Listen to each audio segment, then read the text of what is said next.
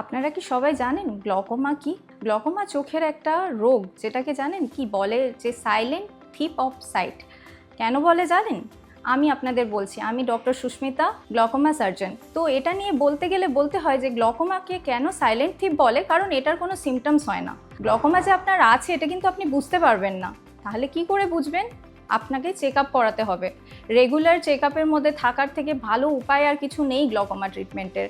Glaucoma যত early diagnosis হবে, তত আর্লি ট্রিটমেন্ট শুরু হবে, তত আপনার চোখের দৃষ্টি চলে যাওয়া থেকে আপনার চোখকে আপনি বাঁচাতে পারবেন।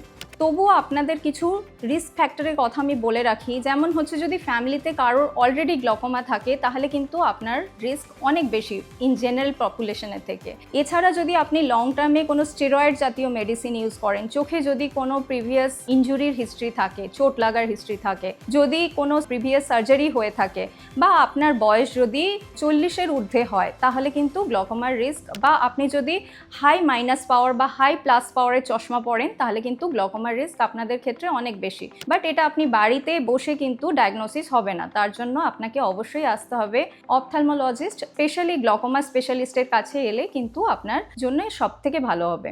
নমস্কার।